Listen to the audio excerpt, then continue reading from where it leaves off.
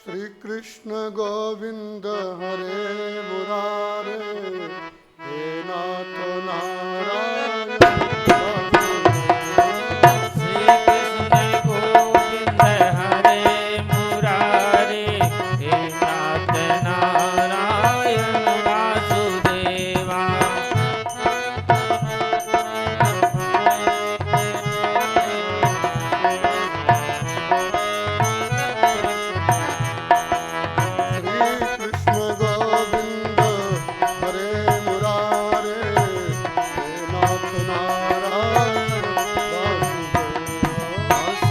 कृष्ण गोविंद हरे मुरारे, हे नाथ नारायण वासुदेवा।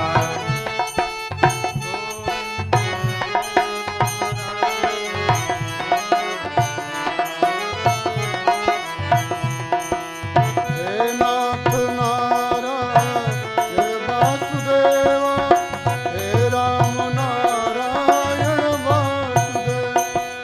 हे नाथ नारायण वासुदेवा, हे राम नारायण वासुदेवा। हे नाथ नारायण वासुदेवा, हे राम नारायण वासुदेवा। हे नाथ नारायण वासुदेवा, हे राम नारायण वासुदेवा। हे नाथ नारायण वासुदेवा, हे राम नारायण वासुदेवा। बोलो। हे नाथ नारायण वासुदेवा, हे राम नारायण वासुदेवा।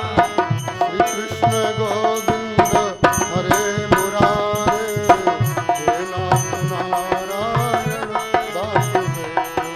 श्री कृष्ण गोविंद हरे मुरारे, हे नाथ नारायण वासुदेवा।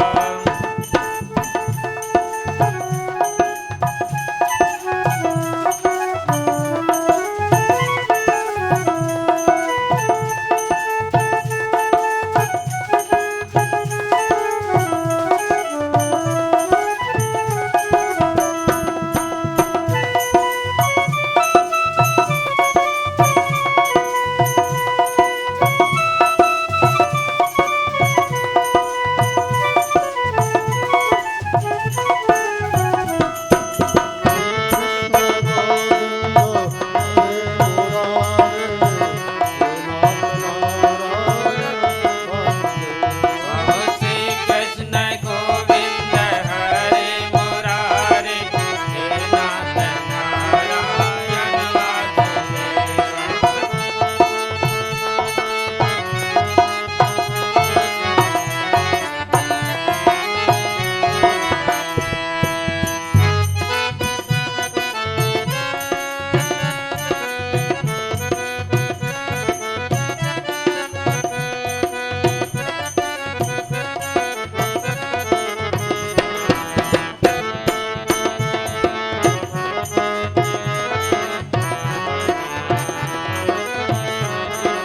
मुरारे, हे नाथ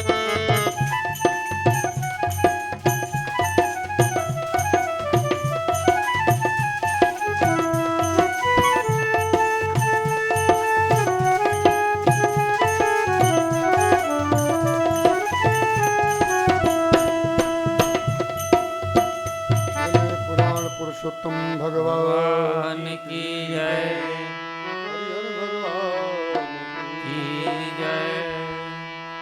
आदव देवकी देव गर्भ जननम, गोपी ग्रहे वर्धनम। माया पूतन जीवताप हरणम, गोवर्धनो धारिणम। कंसच्छेद कौरवादि हननम, कुंती सुता पालनम। एतत् श्रीमद्भागवत पुराण कथितम।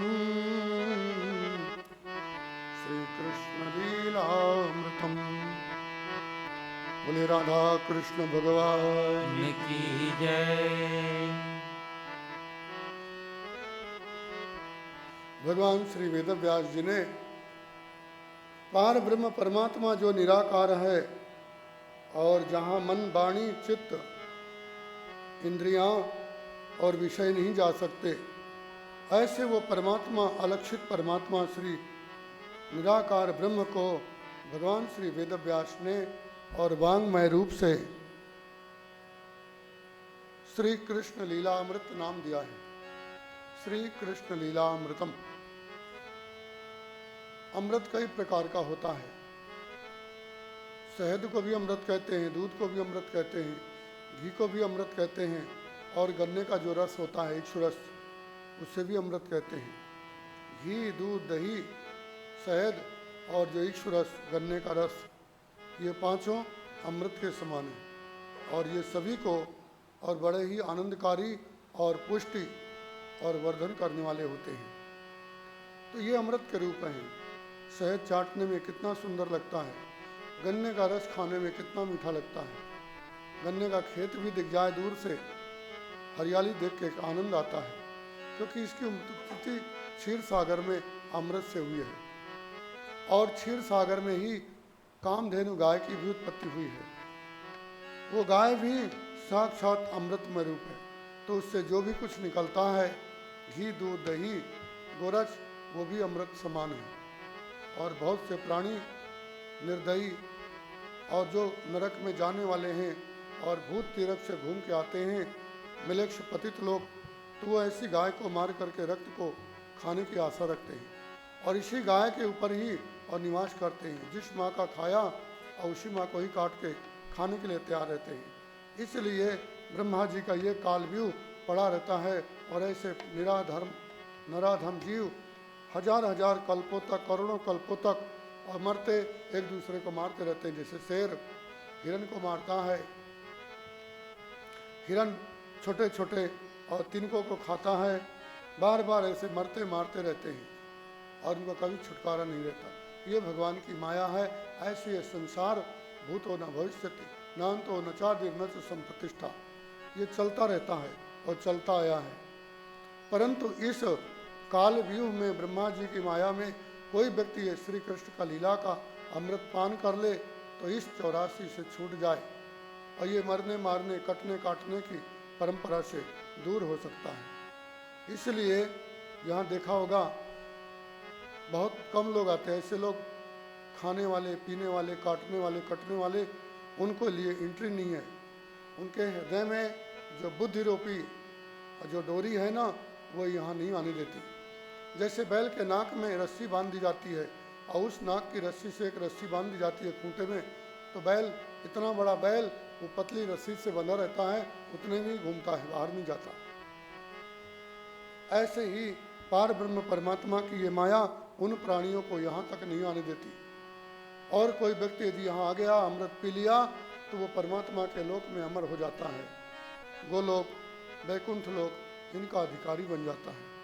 तो जिसने ये कथा सुनी, सब वो भगवान के लोक में और गए। और जिन लोगों ने कथा नहीं सुनी, तो पुनरपि जननम पुनरपि मरणम पुनरपि जननी जठरे शयनम। बहुत लोग सोचते हैं कि धन कमाएंगे, मकान बना लेंगे और प्लाट ले लेंगे। अंत में इनकी गति क्या होती है? यही प्लाटों में ही और यही चूहा सांप बन करके, बिल बना करके और कटते मारते रहते हैं। ये इनकी गति होती है। विद्वानों का कथन है कि मूर्ख का समय, मूर्ख का धन मट्टी में जाता है। मट्टी खरीदा करते हैं, खेत खरीदना, मिट्टी खरीदना, और क्या है।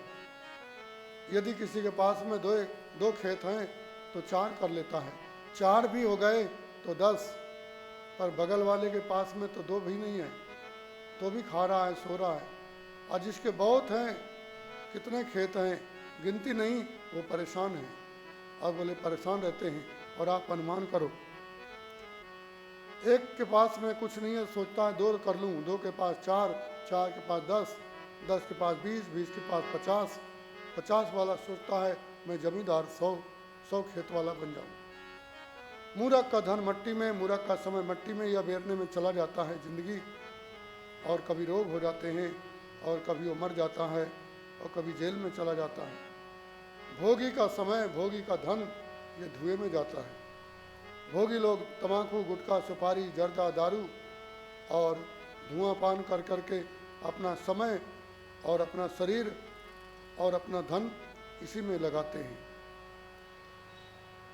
रजोगुणी का धन ईंट पत्थर में चला जाता है, जोड़ते जोड़ते।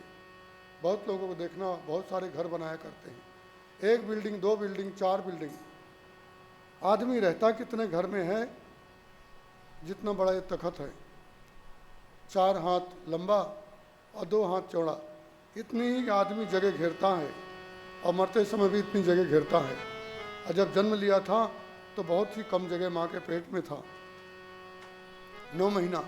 और आज कोई 9-10 साल के लिए कहीं जाए, क्या मालूम 9-10 साल के बाद मर जाओ तो इतने दिन के लिए मनुष्य और कितना ही आडंबर ईंट पत्थर कंक्रीट जोड़ता रहता है। 1 बन गया तो 2 खंड हो गया तो 4 खंड। कोई लोग तो बहुत मकान बना लेते हैं। तो ये रजोगुणियों का काम है। आप लोग कथा सुन करके और ये कामना आप छोड़ देना, तभी आपको बैकुंठ से विमान आएगा। और यदि आप लोगों के और रस्सी बंधी रही मोह रूपी यहीं की, तो विमान नहीं आएगा। बैल को कोई कितना हाँके, कितना फटकारे, वो बैल वहीं का वहीं घूमा करता है। कई बार देखा होगा, सांप आ जाता है बछड़ा बछड़ी के पास, अब वो इधर से कूद के इधर, इधर से कूद के इधर, कुत्ते परेशान करते रहते हैं, क्योंकि वो छूट नहीं पाता, पतली रस्सी बंधी है। कुत्ते और सियार उसको परेशान करते रहते हैं, बच्चा बच्ची जंगल में हो जाए। ऐसे ही आप भी मोह रूपी डोरी से बंधे हो, और कुत्ते बिलाए और आधी व्याधि, माया मोह, काम क्रोध, ये आपको इधर से उधर परेशान करते रहते हैं। इसलिए यदि समझदारी इसी में है कि आप लोग भी उस रस्सी को बंधी हुई को काट डालो। शिव शास्त्रों में उसका नाम है, उस रस्सी का नाम है पाशुपत। शिव जी ने भगवान शंकर और नारायण और देवी और सूर्य और गणपति, ये 5 भगवान के रूप हैं। ध्यान देना, गणपति, सूर्य, दुर्गा, विष्णु और शिव, ये पार ब्रह्म परमात्मा के रूप हैं। इनका रोज ही और आपको पूजन करना चाहिए। और जो इनका नहीं पूजन करते तो वो शाश्वत गति, शाश्वत स्थिति, शाश्वत मति नहीं पाते। आप लोगों ने पूज के आए हो कि नहीं पूजे? कोई पूछते हैं, कोई नहीं पूछते। तीर्थ में रह करके आप देखो, इतना बड़ा गांव है, कितने लोग नहाने आते, नहीं आते। तो ज्ञानी सब हैं, सबके अंदर ज्ञान भरा है। यदि आप उनसे कहोगे ना तो तर्क में आपको चुप कर देंगे वो। ब्रह्म ज्ञान बिन नारी नर करे न दूसरे बात। हमने दारू पीने वाले से बोला कि भैया शराब पीते हो और नुकसान होता है, पैसा मांग। अरे बोले हम शराब नहीं पिए तो देश का बंटा ढार होगा। उनका क्यों? बोले सबसे ज़्यादा देश को और जो आमदनी होती है शराब से होती है, और वो हम लोग आमदनी करते हैं। आप कितना टैक्स देते हो? वाह भाई वाह, क्या तर्क देते हैं। परम देश का भला करने के पहले अपने परिवार का भला तो होता नहीं। तो इसलिए ऐसे लोग, मूर्ख लोग, तर्क के द्वारा आपको गिरा देंगे। ऐसे ही पाशुपत नाम का जो अस्त्र है शिव जी की माया से, और वो बांध दिया गया है। दूसरा है रामायण में रज्जौ, रज्जु कहते हैं रस्सी को, रज्जौ सकलौ यथा हे ब्रह्मा, रामायण में आपने पढ़ी है। और भागवत में आपने सुना दामोदर, दाम कहते हैं रस्सी को, और दाम माने धन भी होता है। छदाम, दाम, लोग बोलते हैं इसका दाम क्या है, कीमत, मूल्य। और इस क्योंकि वो दाम में ही बंधा है। कोई चीज़ लेने जाते हो ना तो उसका जो दाम है वो बिना दाम के वो चीज़ नहीं मिलती। ऐसे ही पार ब्रह्म परमात्मा श्री हरि दाम के द्वारा ही और ये संसार को बांधे हैं। यशोदा बांध रही थी, भगवान बंधे नहीं। बाद में जब भक्ति और दुखी होती है, भगवान से नहीं रहा जाता, और वो भी माया के बंधन में और थोड़ी देर के लिए बन जाते हैं, तो वो बन गए दामोदर भगवान की जय। बहुत लोग कमर में करधनी बांधा करते हैं, हमने पूछा बचपन में, ये राखी बांधती है, अभी रक्षाबंधन आएगा तो महिलाएं बहनें बेटियां सबको हाथ में राखी, कमर में और कंडोरा देती हैं। माताएं बहनें भी और कंडोरा बांधती हैं। उनका क्यों बांधते हो, इससे क्या होता है? उनको नहीं मालूम, भागवत सुना ही नहीं तो क्या मालूम होगा। अंधे के अंधा भय फूटे ही आके नैना। माता पिता ज्ञानी हैं, अज्ञान की ही बात बताते, नहीं बताते उनको। क्यों नहीं बताते? जानते ही नहीं। और यदि कथा भी सुना तो बगल में कान दे करके बात करते रहते हैं, वो कथा निकल जाती है इधर उधर की बातों में। एक तो पहली बात तो ये बातें निकलती नहीं, और निकलती हैं तो दिमाग में कलिकाल बैठा है, वो सुनने नहीं देता। ध्यान देना, उसका नाम है दाम, कमर में बांधने वाली को। भगवान श्री कृष्ण जब से बंधे हैं रस्सी से, जब से ही, और संसार में नारी पुरुषों के लिए, और ये दाम बन गया उदर में, नाभि के नीचे, और सब लोग और बांधते हैं, आप लोग भी बांधते हैं।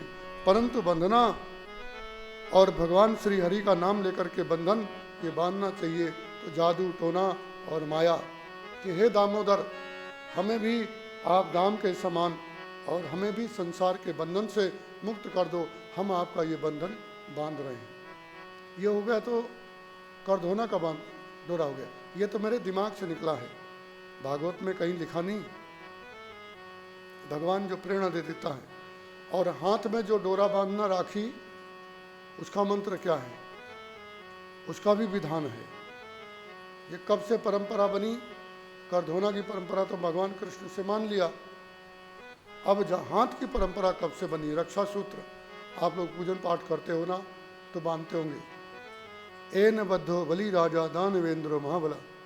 जिस समय राजा बलि तम नर्मदा उत्तर तटे, नर्मदा जी के उत्तर तट में जब राजा बलि यज्ञ कराने के लिए उद्यत हुए थे, तो ब्राह्मणों ने, शुक्राचार्य आदि ने उनके हाथ में विघ्न ना आवे, तुम्हारी मौत ना आवे, तुम्हारे को आदि व्याधि ना हो, जरा मृत्यु ना आवे, इसलिए यह डोरी बांधी जाती है। तो ब्रह्म वाक्या जनार्दनम, जो ब्राह्मण के मुख से निकल जाए वो जनार्दन भगवान, जनों का अर्दन करने वाले नारायण का वाक्य होता है। इसलिए ब्राह्मणों ने राजा बलि के हाथ में और राखी बांध दिया। तो भगवान श्री हरि भी सब कुछ लेने के बाद भी राजा बलि को बिगाड़ा नहीं, और राजा बलि को बना दिया। उनके भक्त भगवान ही बन गए। कैसे बन गए? राजा बलि के द्वार पर आज भी भगवान को पाताल लोक में खड़े रहना पड़ता है। राजा बलि जब जगते हैं ना, तो भगवान को उनको दर्शन देना पड़ता है। जिस प्रकार से राजा को जगाने के लिए और भाट और गायक गवैये और सेवक लोग तैयार रहते हैं, कोई जल लेकर के, कोई उस्तरा लेके, कोई कांच लेके, कोई कपड़ा लेके, कोई पानी लेकर के, और कोई सुंदर सुंदर बाजे बजाते हैं राजाओं को जगाने के लिए। ऐसे ही राजा बलि के लिए भगवान को स्वयं ये कार्य करना पड़ता है। आप भागवत सुन चुके हो और सुन रहे हो, तो इसलिए ये भक्ति का प्रभाव है। तो राजा बलि के हाथ में उन ब्राह्मणों ने और रक्षा सूत्र बांधा था। तो वो रक्षा सूत्र आप लोग भी, और नहीं आवे तो राजा बलि और भगवान नारायण का नाम लेकर के ही और वो डोरा बांध लो।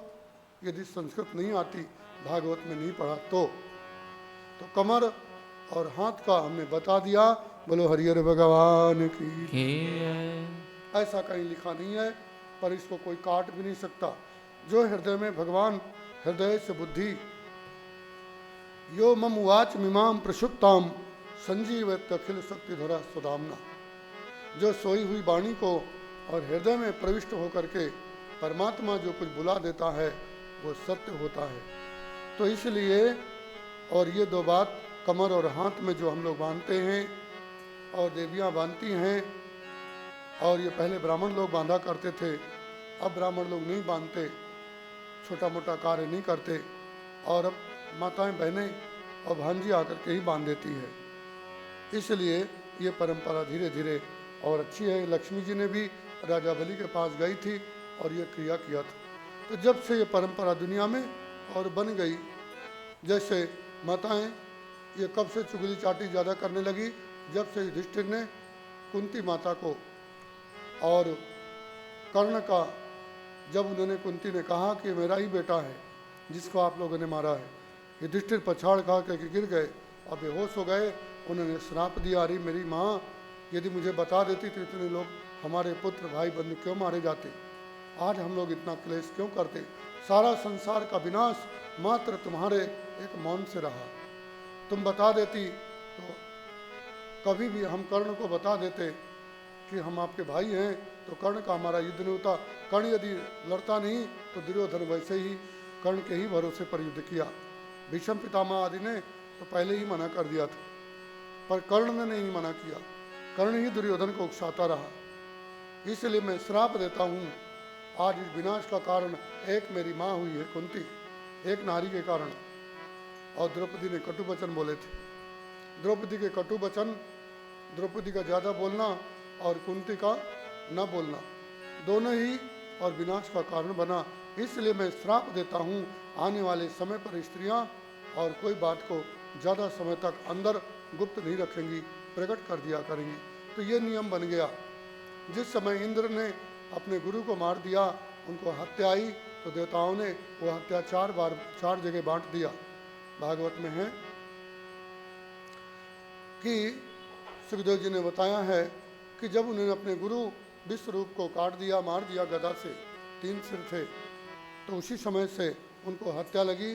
ब्रह्मा जी ने, बृहस्पति ने हत्या को 4 भाग कर दिया। पहला दे दिया जल को, तो जल में जो बाढ़ आती है, पहला जो बरसात हो, 3 दिन तक नदी को नहीं नहाना चाहिए। पहली जो बाढ़ आवे, क्योंकि उसमें पूरी गंदगी रहती है, किनारे की मल मूत्र सब प्राणियों का सब बहा, तो उसमें नहीं नहाना चाहिए 3 दिन जब पहली बारिश हो, क्योंकि धरती वो नदियाँ नजस्वला होती है। एक भाग धरती को दिया, तो जो अम्बुआची योग अर्धरा नक्षत्र होता है, उसमें धरती को जोतना, बोना, घर बनाना और आदि नहीं करना चाहिए। तीसरा भाग वृक्षों को दिया, तो वृक्षों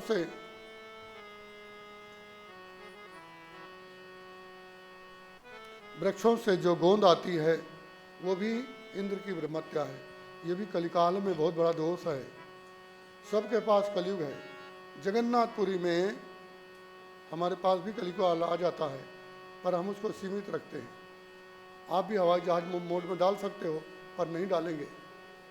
कोर्ट कचहरी जाएंगे, पुलिस के सामने जाएंगे, कभी सो जाएंगे, नींद लेंगे तो फ़ोन नहीं उठाएंगे, पर कथा होगी तो मोबाइल को ज़रूर आगे रखेंगे। कथा भले ही चली जाए, पर मोबाइल में दोस्त प्रेमी का बात नहीं जाना चाहिए। हमारे इसमें फ़ोन आते रहते हैं, हम हवाई जहाज मोड में डाल देते हैं। जगन्नाथपुरी में कलियुग ने भगवान से वर मांगा 12 साल रेत में। उनका हरि मेरा युग आ गया है कली, फिर भी लोग मेरे को नहीं रहने देते। बोले क्यों? बोले सब भगवान का नाम लेते हैं, तिलक लगाते हैं, गले में तुलसी पहनते हैं, भगवान का चरणम लेते हैं, मैं कैसे कलिकाल में लोगों के पास जाऊं? तो फिर क्या तेरा नियम है, कानून क्या है? मेरा कानून है कि हर जगह हिंसा हो, हर जगह शराब का व्यापार हो, शराब लोग पिएं, शराब बेचें और शराब बनावें। हर जगह पुंसली स्त्रियों की किलकारी सुनाई दे। पुंसली स्त्री जानते हो, नाच गाना तमाशा करने वाली, नाटक नौटंकी करने वाली। उत्तर प्रदेश में कलयुग सबसे पहले आया है। राजा परीक्षित को भागवत में कली ने पहले दर्शन दिया है, और हल मूसल से उसने गाय और धर्म को, धरती और धर्म को दोनों को मारा था। वही राजा परीक्षित को और कलियुग ने दर्शन दिया। इसलिए कलियुग में इस समय नाटक नौटंकी और क्या होते मुजरा कहना नहीं चाहिए, क्योंकि ऐसे लोग ज़्यादा ही उपद्रवी होते हैं, बोलने वाले के ही ऊपर आक्षेप कर देते हैं। डर लागे और हंसी आवे, अजब जमाना आया रे। सत्य बात भी इस समय नहीं कह सकते, क्योंकि झूठा ही लेना, झूठा ही देना, झूठा ही भोजन, झूठ चबेना। इस समय लोग झूठी बात को बहुत जल्दी पकड़ेंगे और झूठा ही खाना परोसते हैं ना। बहुत से लोग देखे भंडार बनते हैं और हलवाई लोग चाय पीते रहते हैं और बस हलवा चलाते रहते हैं, बीड़ी पीते रहते हैं, कितने तो शराब पी के आते हैं भोजन बनाने के लिए। हमने देखा महाराष्ट्र में अभी एकादशी का एक जगह ज़्यादा यात्रा जा रही थी, फलहारी लड्डू बन रहे थे, तो लड्डू बन रहे थे और माताएं बहनें जो बनाने वाली थी 10-50 भाइयाँ, और वो खा भी रही थी और चाय भी पी रही थी। और लड्डू भी बना रही थी, वो भी फलाहारी लड्डू। बोले कल एकादशी है और बहुत हमारे यहाँ कई हजार लोग आएंगे, बताओ वो फलाहारी लड्डू को भी झूठी कर दिया। हमने उनसे कहा क्यों भैया? बोले नहीं नहीं प्रसादी है, सुनने के लिए तैयार हूँ। बोले नहीं वो गजानन बाबा की प्रसादी है, अमुक बाबा की प्रसादी है। तो इसलिए झूठा ही लेना, झूठा ही देना, झूठ चबेना, ये जो बड़े बड़े भंडारा होते हैं ना, ये भंडारा मलमूत्र के समान होते हैं, इनको नहीं ग्रहण करना चाहिए। शास्त्र में आया है समूह का भोजन करने वाले ये भी अपवित्र हो जाते हैं, क्योंकि बाबा ने पहले लिख दिया है ये सब झूठा फूटा करेंगे, इसलिए हम सबको परोसने नहीं देते भंडार में, उन्हीं उन्हीं गिने चुने लोगों को। यहाँ हम देखते हैं जो बहुत दिन से रह रहे हैं वो भी झूठा कर देते हैं, एकदम पत्तल में छुआ देते हैं, और कहो तो नाराज हो जाएं। सोमनाथ में एक व्यक्ति को हमने कहा भैया तुमने एकादशी है और पूरी परोसी फलारी और झूठा कर दिया, उस आदमी ने कटोरा पटक दिया और भग गया, दुनिया में नहीं है, दुर्गति से मर गया बाद में शराब पी करके। तो ऐसे लोगों को यदि कहा जाए, इसलिए इस जमाने में लोग झूठी बात को, झूठा आचरण ज़्यादा करेंगे, क्योंकि ये युग का प्रभाव है। तो कली सबसे ज़्यादा उत्तर प्रदेश में नर्मदा के किनारे बहुत कम है। यहाँ आचार विचार, ढोंग धतूरा, नाटक नौटंकी कभी नहीं होते, देखा होगा हमने तो कभी भी, और नर्मदा जी के किनारे नौटंकी नहीं देखी आज तक। यहाँ के लोग जानते ही नहीं क्या है, वो न जाने ही तो ही अच्छा है। दंगल, नाटक, नौटंकी, मुजरा नर्मदा किनारे नहीं होते, ये बहुत अच्छी बात है। ये कली का स्वभाव और यहाँ पर नहीं है, इसलिए नर्मदा जी का जल भी निर्मल है। ये कली की बात आई, जगन्नाथ जी ने कहा ठीक है आने वाले समय पे आज घर घर एलईडी टीवी लग गई है, कहीं कहीं तो आश्रम में भी टीवी लगी, हमारे पास भी आके धर दिया लोगों ने।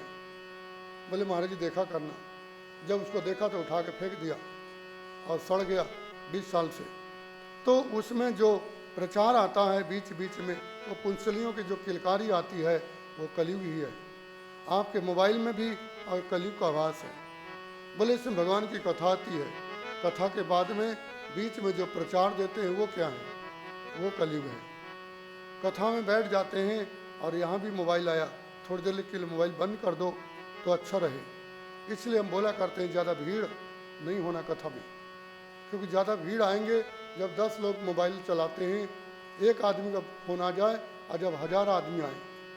एक भैया हैं कथा सुनाने वाले, बोले भैया आप लोग कथा सुनने कम आना, घर से सुन लेना, क्योंकि हम तो मोबाइल में दे ही रहे हैं।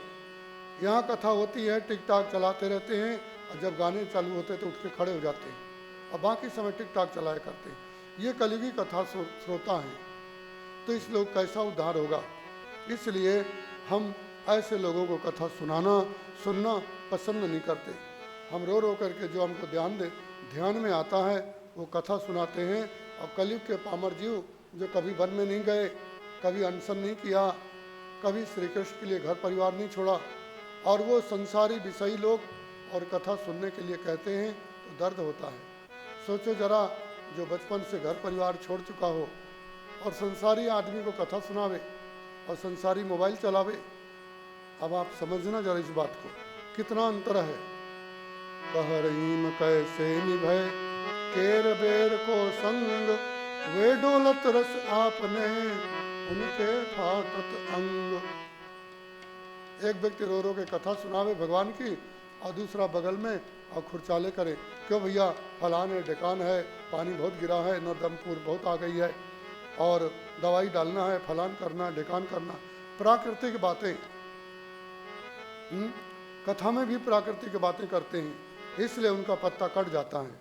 और भगवान के दो जीवन भर कथा करते रहें, कथा सारम गता, रोज कथाएं होती हैं। कई लोग तो व्यवसाय बना लिया, यहाँ के बाद वहाँ, वहाँ के बाद वहाँ, वहाँ के बाद वहाँ।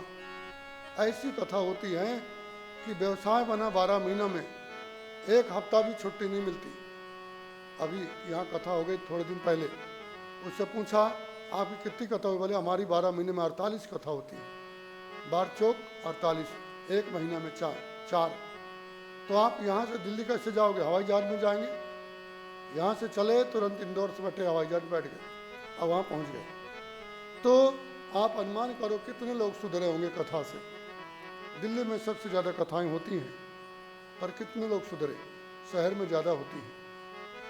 तीर्थ में वेद व्यास ने कहा है ये कथाएं तीर्थ में होना चाहिए, वन में होना चाहिए, अरण्य में होना चाहिए, किसी तीर्थ आश्रम देवालय में होना चाहिए। पर आजकल तीर्थ में नहीं, ये कथाएं शहरों में होती है, क्योंकि वहाँ ज़्यादा भीड़ होगी, ज़्यादा पैसा आएगा। आजकल दाम के लिए कथा होती है, भगवान के लिए नहीं होती, इसलिए कथा सारम गतः। राजा कली को भगवान ने वरदान दे दिया सब होगा, इसलिए कलयुग में घर घर एलईडी टीवी। आप लोग घर में यदि टीवी रहेगी तो आप सोचो हमारी गति हो जाए, वो नहीं होगी। ये भागवत से कहा जा रहा है, क्योंकि कलयुग जो उसमें बैठा है, जो पुंसलियों की किलकारी आती है, वो कलिकाल का रूप है। जो शराब पीते हैं, हिंसा करते हैं और हिंसा को बढ़ावा देते हैं, इन लोगों की भी कभी गति नहीं हो सकती। राजा परीक्षित को श्री सुखदेव जी ने भगवान श्री हरि की पूरी लीला 7वें दिन सुनाई। आषाढ़ शुक्ला पूर्णमासी का दिन था और आज सप्तमी है। 15 और 7 कितने हो गए? 22 दिन। 22 दिन अधिक हो गए। ये कथा आषाढ़ में हुई थी, घोर उस समय और गर्मी थी, गंगा का किनारा था, राजा अनशन में बैठे थे। सुखदेव जी राजा परीक्षित को और पूरी भागवत की कथा सुनाई। 12वें दिन उनसे पूछा, राजन और तुम्हारी कुछ इच्छा हो तो बोल दो।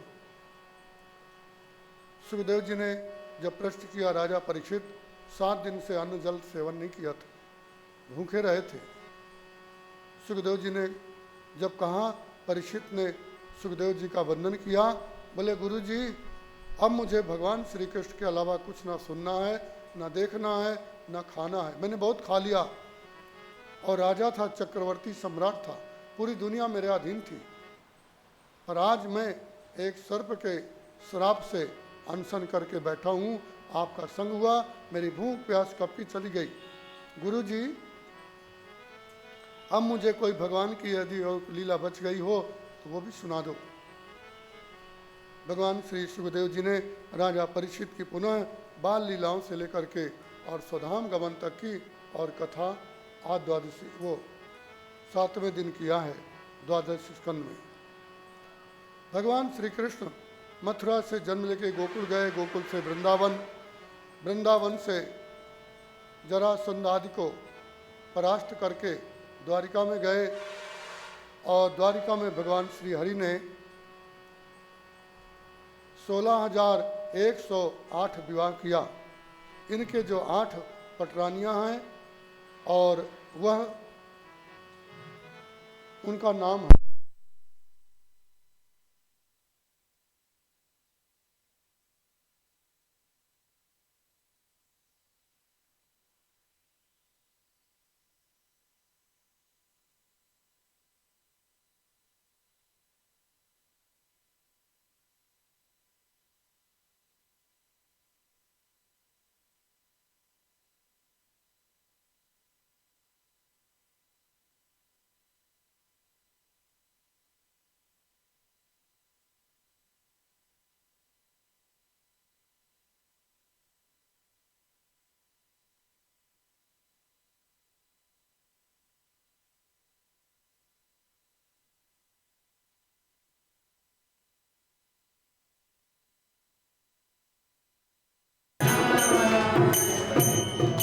श्रीमन्नारायण भगवान की जय। बलराम जी का प्रथम ब्याह रेवती के साथ हुआ। भगवान श्री कृष्ण का प्रथम ब्याह रुक्मिणी के साथ, दूसरा जामवती के साथ, तीसरा सत्यभामा के साथ, इसके बाद कालिंदी के साथ, रुद्रबिंदा के साथ और सत्या के साथ, लक्ष्मणा के साथ और भद्रा। ये भगवान श्री हरि की 8 पटरानियां थी और 16,100 जो रानियां थी उनके कोई नाम भागवत में 60 में गिनाए नहीं गए और उनके सब पत्नियों से 10-10 पुत्र उत्पन्न हुए। तो कितने हो गए? 16,108 में गुणा करो। यहाँ गुणा मत करना, बाद में करते रहना, कुछ मतलब तो निकलेगा नहीं। बलिवाल कृष्ण भगवान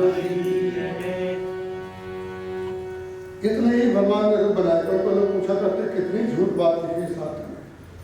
एक आदमी 16,100 साल जिया और 16,000 ब्याह कैसे करेगा? मूर्खानंद लोगों की बुद्धि में जब पावर है नहीं। पहली बात तो 16,000 कोई ब्याह कर ही नहीं सकता दुनिया में। यदि कोई 16,000 वर्ष जिंदा रहे तो भी नहीं कर सकता। पत्नी को ही भूल जाएगा। 100, 200, 400 आदमी बैठा हो तो सबको नाम भूल जाते हैं। एक व्यक्ति के 42 बेटे थे, हमने देखा था। एक बार पूछा तो हम क्या बोले, मेरे को नाम नहीं याद रहे। अब कैसे नाम याद रहे?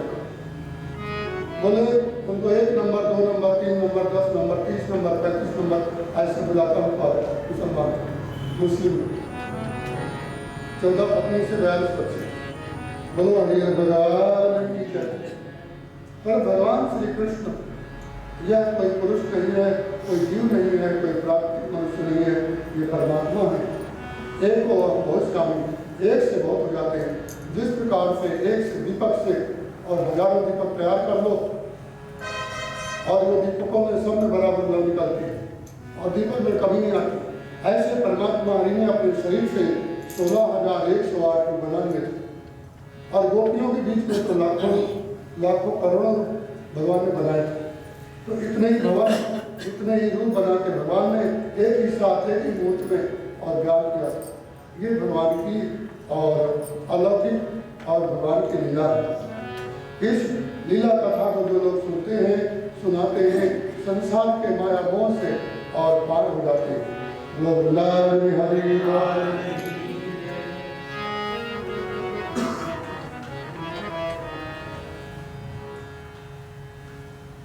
सुखदेव जी कहते परीक्षित, इसके बाद भगवान श्री हरि ने देवकी के जो 6 पुत्रों को कंस ने मारा था, देवकी ने कहा भगवान आप अपने गुरु के और बालक को मरे हुए को ले आए। एक ब्राह्मण दरवाजे पर लाश लेके आया बालक की।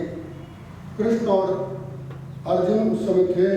ब्राह्मण ने कहा तुम दोनों को दिखा है, तुम दोनों महाभारत का युद्ध का डींग हाँक रहे हो और मेरा बच्चा मर जा रहे हो।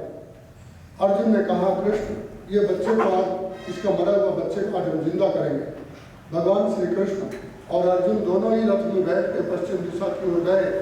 जहाँ सूर्य का प्रकाश खत्म हो गया, सूर्य भगवान वहां से मुड़ जाते हैं, सुमेर पर्वत की परिक्रमा करते हैं। आजकल के धूर्त लोग बोलते हैं सूर्य नहीं घूमता, धरती घूमती है। क्या कहना चाहिए?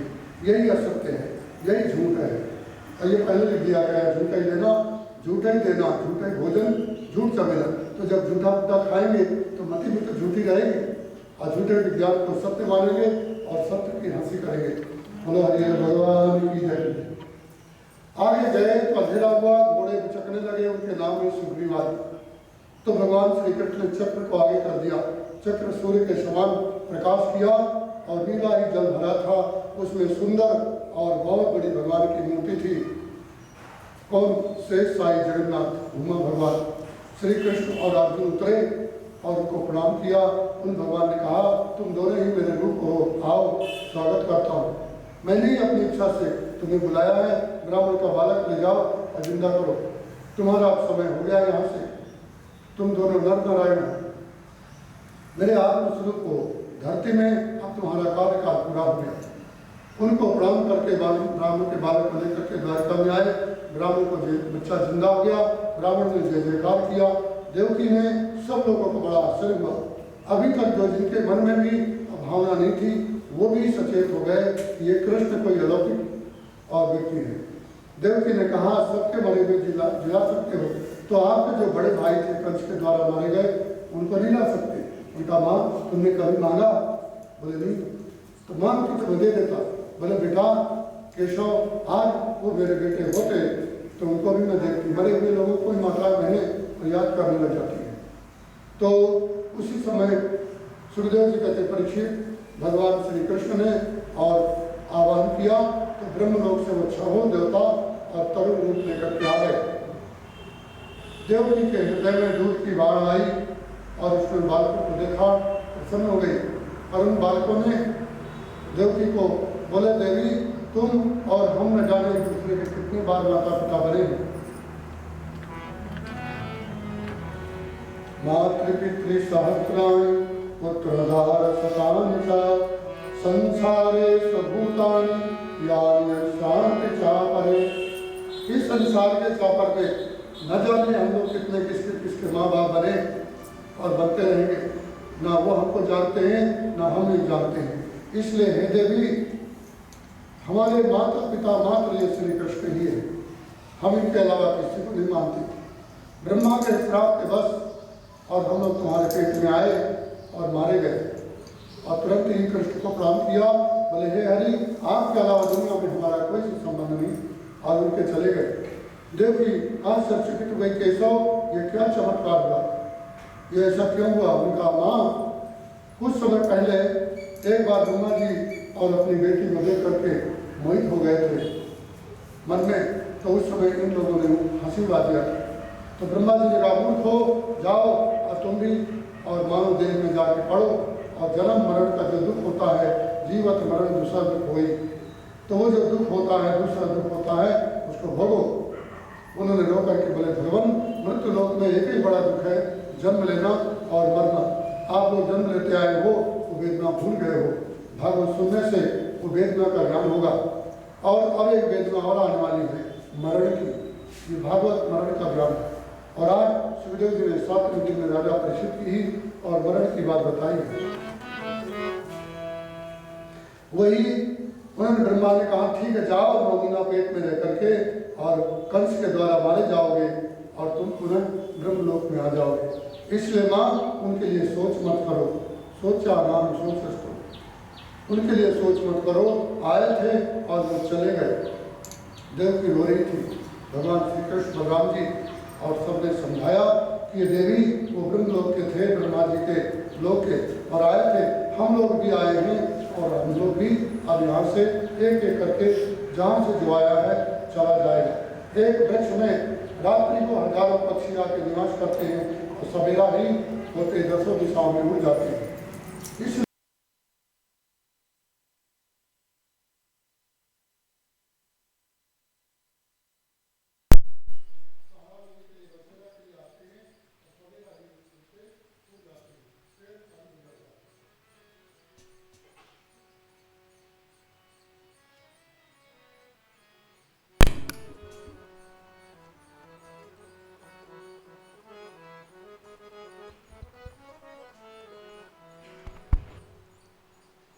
भगवान श्री कृष्ण ने उषा का विवाह अपने पौत्र से कराया, अनिरुद्ध से। उस अनिरुद्ध के ब्याह में भगवान शंकर और बाणासुर का घोर युद्ध हुआ।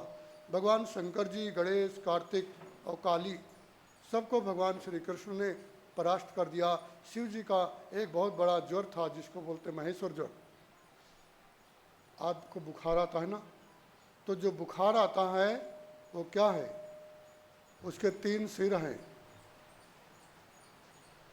त्रिशरा नाम है, भस्म ही उसका आयुध है। और जब कृष्ण और दाऊ उससे लड़ने के लिए गए तो उसने उनके ऊपर भस्म डाल दिया।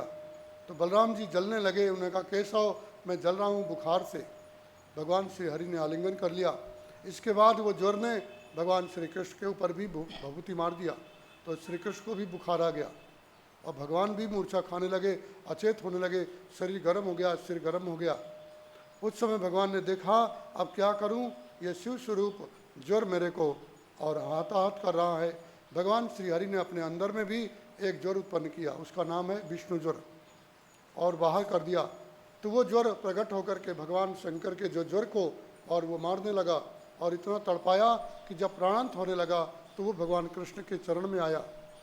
भगवान श्री कृष्ण ने अपने विष्णु ज्वर को बोले, अब शांत हो जा। उन्होंने कहा, हे महेश्वर ज्वर, अब तुम बताओ क्या करें।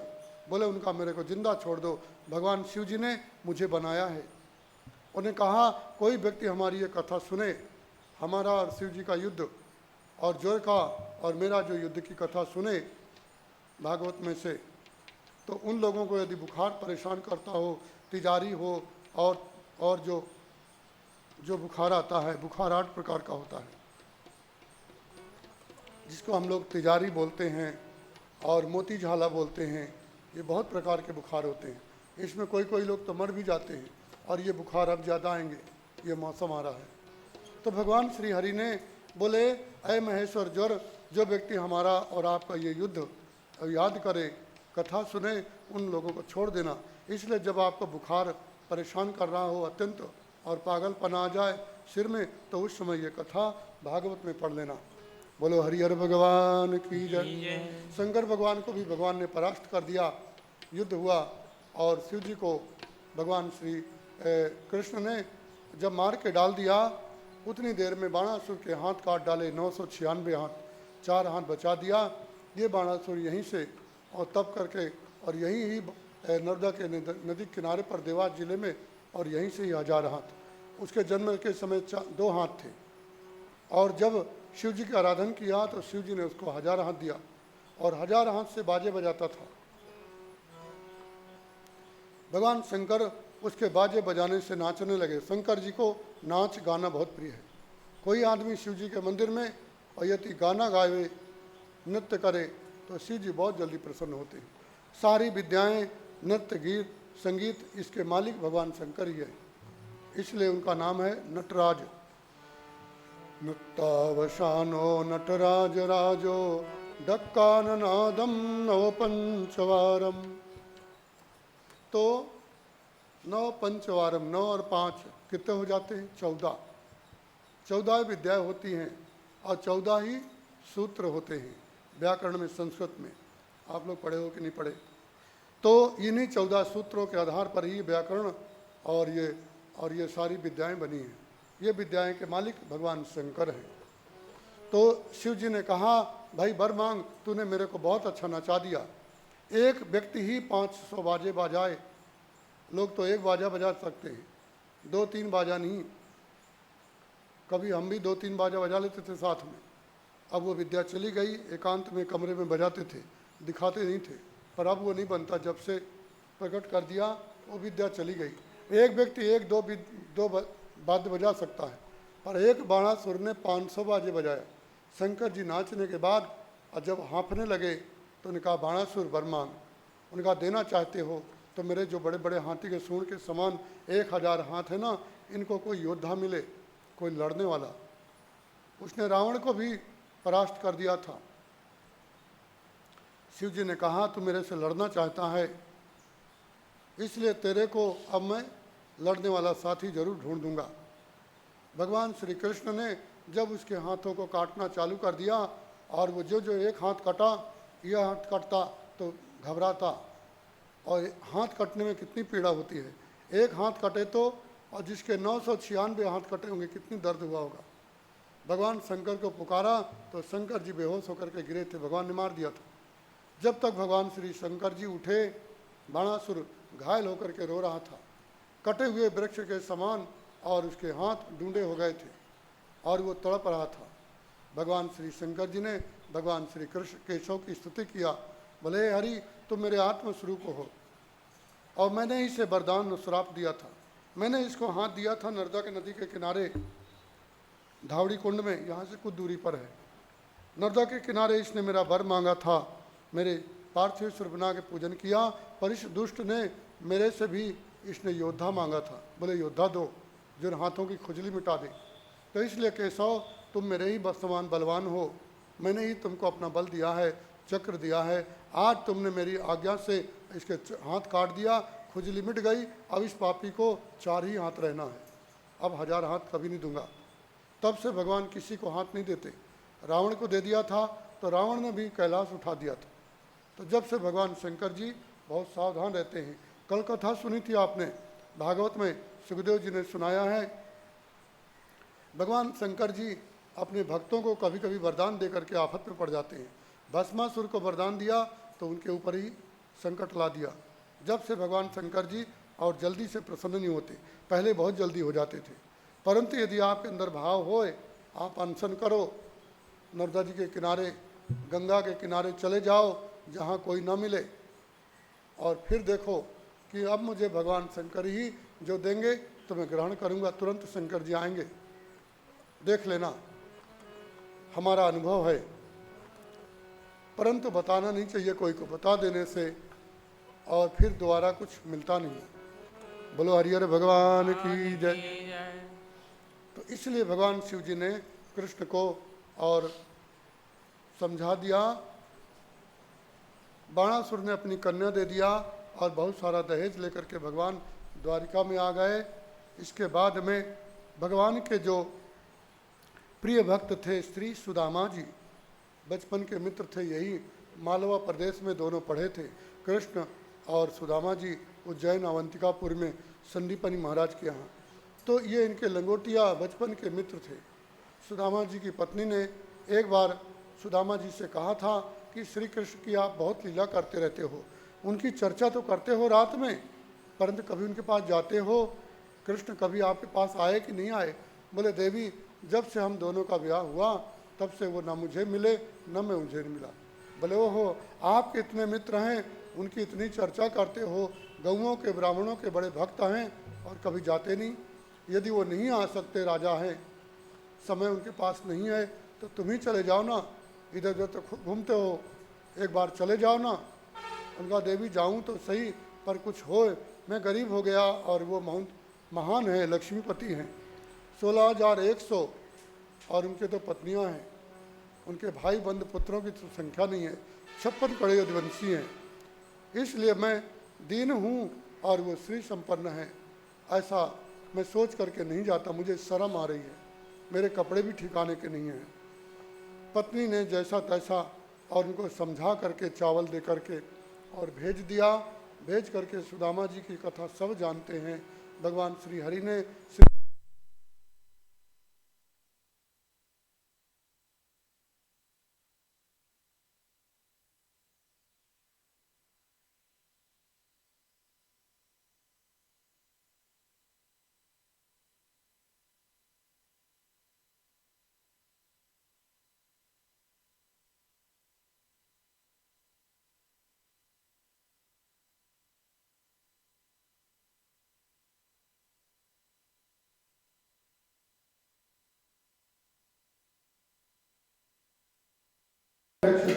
आपके पास में कुछ नहीं है तो पत्र नहीं है तो पुष्प नहीं है तो जल, पत्रम पुष्पम जलम सोयम यो में भक्त्यापेक्ष।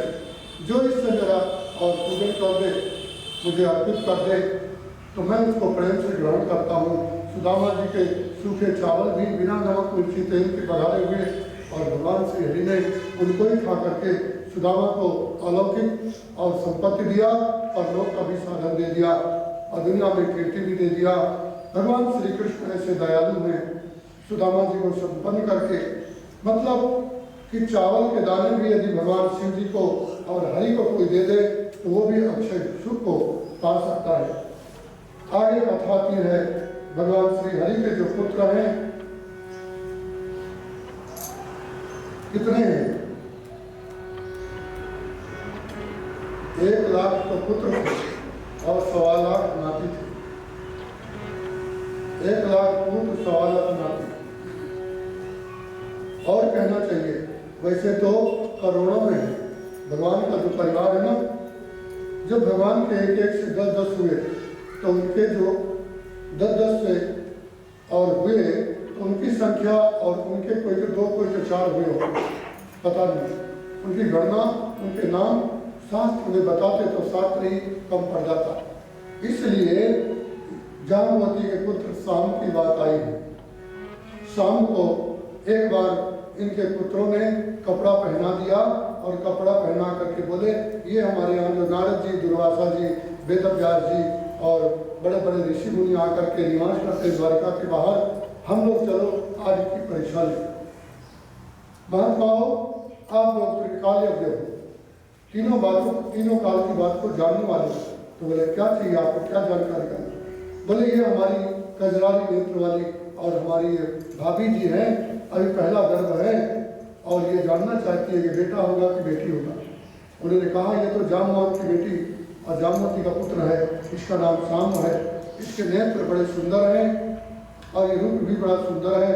भगवान कृष्ण ने शिव जी का आराधन करके ही इसे पाया है, इसलिए शाम धन अम्ब बराबर शिव और अम्बा मिल करके वरदान देने से ही शाम की उत्पत्ति है और सभी पुत्रों में श्रेष्ठ है। आज उसी को ही और इन्होंने और स्त्री बना करके पेट में कपड़े बांध दिया और लेके आए। ऋषियों ने कहा तुम लोग चले जाओ, क्यों बकवास कर रहे हो, वो स्त्री तो है नहीं और वो तो पुत्र है। बालकों ने कहा लगता है तुम लोगों का ज्ञान और है नहीं, हम पूछ रहे हैं तुम लोग हमें और टाल रहे हो। ऋषि लोग इतने दिन से हमारे आश्रम में खा रहे हैं, इनका ज्ञान कहाँ है? उस समय ऋषियों ने कहा मूर्ख यदि तुम पूछ रहे हो तो लो, जनत्यो मंदा मुसलम नाशनम, ऐ मूर्खो यह ऐसा मूसल उत्पन्न करेगी तुम्हारा सबका विनाश हो जाएगा। उन लोगों ने तुरंत भागे और अपने नाना उग्रसेन के पास गए, कंस का पिता, क्योंकि भगवान ने उसको भी द्वारिका में भी राजा बनाया।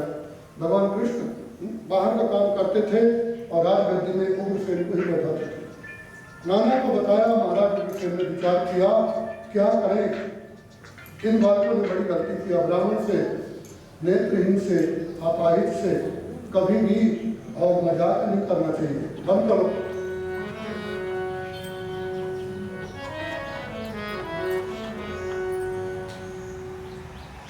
उन्होंने देखा कि उसके कपड़े के भीतर और पेट में और हाथ भर का एक लोहे का मूसल चिपका हुआ था। देखा काला काला मूसल नाक के समान, और ये मूसल कैसे प्रकट हो गया? बोले उन्होंने श्राप दिया और इसके बाद ये मूसल पैदा हो गया। बोले काम करो, अब ये मूसल को टुकड़े कर डालो, चूर चूर करो। उग्रसेन ने और लुहारों को बुलाया, उसको चटनी के समान पीस पीस करके और बारीक करके समुद्र में फेंका दिया। बताओ, समुद्र से भी और लोहे से कभी कोई पेड़ उत्पन्न नहीं होता, पर जब विनाश का समय आता है तो लोहे से भी और पेड़ उत्पन्न होते हैं। कौन से पेड़? एरका नाम की घास। वो एरका नाम की घास उत्पन्न हो गई और उत्पन्न होने के बाद समुद्र के किनारे किनारे फैल गई, जैसे सिवाट करता है। आप लोगों ने देखा होगा कभी जल के सामने और एक घास उत्पन्न होती है। वो घास उत्पन्न हो गई और सारे वंशियों ने उस समय भगवान से निवेदन किया, केशव अब क्या करना चाहिए? ऋषियों ने श्राप दिया। उन्होंने कहा, मुझे गंधारी ने भी श्राप दिया कि केशव, जिस प्रकार मैं अपने पुत्रों के लिए रो रही हूँ, तुम्हारे सामने ही तुम्हारे भी पुत्र पौत्र सब मारे जाएंगे और तुम उनका दुख देखोगे। उन्होंने कहा, गंधारी का भी श्राप मुझे पूरा करना है, ब्राह्मणों का भी श्राप है, चलो अब हम लोग यहाँ से और द्वारिका से बाहर हों और हम लोग सोमनाथ चले, प्रभात क्षेत्र। वहाँ परशुराम जी ने और बहुत समय हत्या का, जो क्षत्रियों का हत्या का पाप था, वहाँ धोया। और सोम चंद्रमा ने अत्रि अनुसुईया को लेकर के 6 महीना और वह महान तप किया, जिससे भगवान शंकर वहाँ प्रकट हो गए और दुनिया में प्रथम ज्योतिर्लिंग बन गया। सौराष्ट्र सोमनाथम चा श्री शैले मल्लिकार्जुन। बोलिए सोमेश्वर भगवान की जय। उस सोमनाथ में आ गए सारे यदुवंशी लोग और भगवान श्री कृष्ण ने उस वहाँ पर सब ब्राह्मणों को भोजन कराया, बहुत सारी दक्षिणा दिया। ब्राह्मण लोग चले गए। जो विनाश का कारण है, कलिकाल का रूप है मदिरा। जो लोग मदिरा पीते हैं उनकी क्या गति होगी? ये मदिरा कहाँ से उत्पन्न हुई है, इसकी यहाँ पर कथा ही है। लोग बोला करते हैं बलराम जी ने भी पिया था, तो बलराम जी ने पिया, बलराम ने ही, बलराम का पूरा परिवार ने पिया। कौन सी चोरी की बात है? परंतु विनाश हुआ उनका। जिन जिन ने पिया उनका विनाश भी हुआ। सब लोगों ने वहाँ पर बारहवीं नाम की मदिरा पिया। बारहवीं कहते हैं बारहवीं क्षीर समुद्र से निकली थी, तो मोहिनी ने अमृत पिला दिया था देवताओं को और मदिरा पिला दिया था दानवों को, और जो बची हुई थी उसको पानी में डाल दिया। और जब कोई व्यक्ति शराब, महुआ, अंगूर, गन्ना उबालता है भावना करके, तो वही महापापक उस शराब में, मदिरा में आ जाता है। बोलो वृंदावन बिहारी लाल। आप लोगों ने कभी पिया हो तो मत पीना, उसको पीने वाले का कल्याण नहीं होता। शुक्राचार्य ने श्राप दिया मदिरा को, क्योंकि शुक्राचार्य को दानों ने पिला दिया था। उन्होंने कहा, मुझे ब्राह्मण को शराब पिला दी, मदिरा पिलाई, इसलिए मैं आपसे श्राप देता हूँ कि कोई भी आदमी इसको मदिरा को पिएगा तो श्रापित हो जाएगा, मेरा श्राप रहेगा। जब से इसका नाम पड़ गया शराब, पहले नाम था मदिरा। बारहवीं नाम था, 12वीं से सबको मदमस्त कर देती है इसका मदिरा। और शुक्राचार्य के श्राप से इसका नाम पड़ा शराब। श्राप है पर लोग शराब बोलते हैं। तो वह शराब उन लोगों को उस समय प्रकट हुई और उन लोगों ने पिया, झकझक करके आंखें लाल हो गई, मुंह उनका लड़खड़ाने लगा और उन्होंने एक दूसरे को ही और मजाक करने लगे। सात्विक ने कहा, कृतवर्मा, तुमने द्रौपदी के सोए हुए पुत्रों को किस प्रकार से और मार डाला, पापी अश्वत्थामा का पक्ष लेकर के, इसलिए तुम महान पापी है। कृतवर्मा ने कहा, सात्विक, जिस समय भूरिश्रवा को और तुम्हारा युद्ध हो रहा था तो उस समय अर्जुन ने उसके हाथ काट डाले थे, तो तुमने उसका गर्दन काट दिया। वो तो मरने के लिए बैठा था, निहत्था था, इसलिए तुम बड़ा पापी है। सात्विक को क्रोध आया, उसने एक तलवार दिया, कृतवर्मा को काट दिया। दोनों ही महाभारत के युद्ध में थे, एक दुर्योधन की तरफ, एक भगवान की तरफ। जब उनके पुत्रों ने देखा हमारे बाप को काटा जा रहा है तो उन्होंने सात्विक को काट दिया। सात्विक के लड़कों ने देखा हमारे पिता को कृतवर्मा के लड़के मार रहे हैं तो उनके बच्चों को पर टूट पड़े। अब सभी लोग टूट पड़े, एक दूसरे को कोई बचा रहा था, कोई मार रहा था। बलराम जी ने कहा, भाई बंधुओं, ये तुम लोग क्या कर रहे हो? उन्होंने कहा, सारी लड़ाई की जब तुम ही हो। ये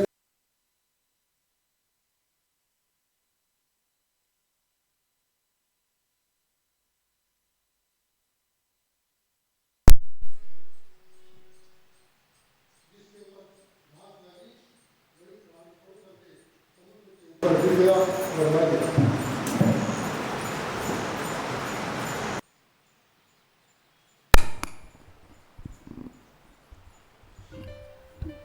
बलराम जी को भी मारी, पर बलराम जी को भी वही इतनी चोट लगी, जिंदगी में कभी इतनी मार नहीं आई थी, क्योंकि थी तो घास पर उसकी चोट ब्रह्मदंड थी।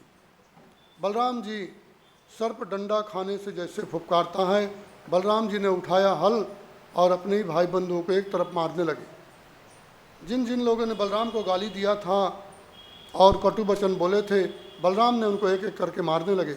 जब उनको मारने लगे तो उसी समय भगवान श्री कृष्ण मुस्कुराने लगे, देखने लगे और अपनी महामाया को याद किया, जो माया और प्रकृति के अंत में प्रलय करती है, उद्भव स्थित संहारकारिणी। तो उस संहारकारिणी माया का चिंतन किया तो बलराम जी ने एक साथ ही माया का आश्रय लेकर के, जैसे किसान खेत काटता है पका हुआ, ऐसे उन सबको मार मार के समुद्र के किनारे और जल में डाल दिया। समुद्र में खूने खून हो गया। बलराम जी सबको मार के केशव के पास आए और हृदय से लगाया। बलराम जी दुखातुर हो गए। उन्होंने कहा, दाऊ, आप मुझसे पहले आए थे ना, देवकी के गर्भ में माया ने आपको रोहिणी के गर्भ में रखा था। अब हमारा कार्य पूरा हो गया, अब हमको अपने अपने देश चलना चाहिए। रहना नहीं देश वीराना है, चलें, अब आप अपने लोक को जाओ। बलराम जी भगवान कृष्ण को आंख भर के देखा, अब हमारा आपका मुलाकात परलोक में होगी। वहाँ पर बैठ गए हरनी नदी के किनारे और ध्यान लगाया। उनके मुख से 1000 फुट वाला सांप निकला, सफ़ेद रंग का और बहुत विशालकाय सांप, और उसको देवी गंगा, जमुना, समुद्र सब ने पूजन किया और वो समुद्र में घुस करके नीचे, सबसे नीचे पाताल लोक में चले गए। ये बलराम जी का चरित्र यहीं पर पूरा हो जाता है भागवत में। बोलिए शेष नारायण भगवान की जय। ये बलराम जी का चरित्र था भागवत में, आपने सुना। जो व्यक्ति सायंकाल सोते समय संकर्षण, शेष, बलराम जी ये नाम कोई ले लेता है तो ये धरती माता उन प्राणियों के ऊपर बहुत प्रसन्न होती है, क्योंकि शेष भगवान के एक मस्तक पर यह धरती सरसों के दाने के समान रखी है। इसलिए धरा को धारण करने वाले धरेंद्र भगवान की और ये कथा हम लोगों ने सुनी। बोलो धरती महारानी की जय। भगवान श्री कृष्ण भी इसके बाद में एक पीपल के नीचे चले गए, कुछ विचार करने लगे। उसी समय एक बहेलिया ने और उनके पैर में बाण मारा और जब देखने गया तो देखा हिरण के धोखे पे जिसको मारा वो तो चतुर्भुज नारायण है। भगवान श्री कृष्ण उस समय अपने चतुर्भुज रूप में प्रकट हो गए थे। कुछ भोजन वगैरह नहीं किया था। अब भाई बंधुओं का और उन पर शोक था, परंतु भगवान उस शोक को ग्रहण नहीं करते, क्योंकि परमात्मा ब्रह्म है ना। वो जानते हमारे भाई बंधु सब लोग चले गए। तो भगवान श्री हरि ने उस जरा को बोले तू रो मत, तो बोले मैंने हिरण समझ के मारा। उन्होंने कहा मैंने भी आपको सुग्रीव का पक्ष लेकर के और मैंने भी आपको ऐसे ही मारा था छिप करके, जैसे आज आपने छिप करके मुझे मारा। अब हमारा दोनों का कर्म पूरा हुआ, ये भूलोक है, ये कर्म भूमि है, यहाँ कर्म काटने पर ही मुक्ति मिलेगी, इसके पहले नहीं मिलेगी। इसलिए कर्जा, घूस, दारू, मांस, किसी का कुछ अपकार मत करना, नहीं तो आपको और भी भोगना पड़ेगा। भगवान ने कहा, तू जा जरा, तू बाली नाम का वानर था, तू मेरे लोक को जा। सुंदर विमान आया, रूप बदल करके वो वहाँ गया। भगवान श्री हरि के पास में उद्धव जी आए। उद्धव जी ने भगवान की जब वेदना देखी, पैर में खून, बाण इधर से उस पार, रोने लगे। भगवान श्री हरि ने उनको सुंदर ज्ञान दिया है। ये भागवत में सुंदर ज्ञान है। ये ज्ञान आप लोग यदि कभी ग्रहण करो, बहुत ही सुंदर। जो गीता भगवान ने अर्जुन को सुनाई थी महाभारत में, वही दिव्य ज्ञान उद्धव को भगवान ने और श्रीमद् भागवत में सुनाया है। दत्तात्रेय के 24 गुरुओं की कथा ही है, एक तितिक्ष ब्राह्मण की कथा ही है। और भगवान श्री हरि ने उद्धव जी को बोले, ये मेरा श्रीमद् भागवत शास्त्र लो, अब मेरा रूप धरती में नहीं रहेगा, अब मैं जा रहा हूँ। अब मेरा ये भागवत मांगमय शास्त्र यही पृथ्वी में रहेगा। तुम बद्रीनाथ में जाओ, जहाँ मेरी भागवत कथा हो तुम आ जाना उद्धव, और उन श्रोता वक्ता की इच्छा पूरी करना। उद्धव जी महाराज भगवान को प्रणाम करके और वह बद्रीनाथ में चले गए। आज भी बद्रीनाथ में हैं, जहाँ कथा होती है उद्धव जी जरूर आते हैं। बोलो भागवत महारानी की जय। उद्धव जी चले गए। ब्रह्मा जी, भगवान शिव जी, सारे देवता, प्रजापति, ऋषि मुनि, सिद्ध, चारण लोग और उस समुद्र के किनारे आकाश में भगवान की यह लीला देखने के लिए प्रकट हो गए। सबने भगवान की स्तुति किया, हे देव जगन्नाथ, आप देवकी के गर्भ में आए थे और आज आपका समय पूरा हो गया है। बताओ आप कौन से लोक में जाओगे? आप अपने शेष रूप में गोलोक में, बैकुंठ में, क्षीर सागर में कहाँ जाओगे? जहाँ आपको जाना हो। भगवान के 4 रूप हमने बताए थे आपको शुरू में, और आज देवताओं ने भी भगवान को ये निवेदन किया। पहला रूप भगवान का गोलोक, दूसरा बैकुंठ, तीसरा क्षीर सागर और चौथा श्वेत द्वीप। ये भगवान के 4 स्थान हैं। सुखदेव जी सुनाते हैं, परीक्षित, जिस प्रकार से दीपक समाप्त हो जाता है तेल, और लौ अपने अग्नि तत्व में लीन हो जाती है और धुआं उसका आकाश की ओर उड़ता है, ऐसे ही भगवान श्री हरि अपने उस कायाकल्प को तुरंत ही और अलक्षित और प्रकाश में विलीन कर लिया। और सबके देखते देखते जैसे आकाश में बिजली कौनती है, ऐसे भगवान श्री हरि और सबके बीच में ही और अलक्षित और अपने लोक को चले गए। बोलो वृंदावन बिहारी लाल की जय। ये भगवान श्री कृष्ण की और परम लीला भागवत थी। इसी को ही मनीषी लोग भागवत कहते हैं और यही भगवान का चरित्र है। सुखदेव जी कहते हैं, परीक्षित, मैंने तुम्हें जन्म से लेकर के शादी, ब्याह, लीला सब सुना दिया, अब क्या सुनना चाहते हो? ये भगवान श्री कृष्ण की परम मंगलमयी लीला थी। श्रीमन्नारायण नारायण नारायण, श्रीमन्नारायण नारायण नारायण।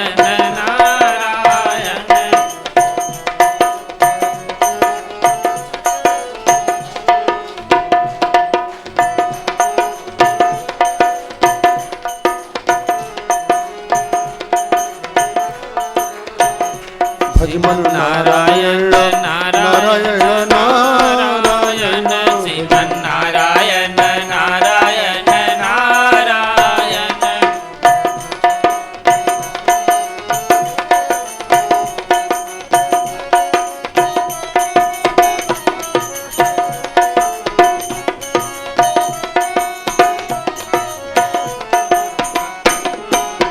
नारायण नारायण, श्रीमन्नारायण नारायण नारायण।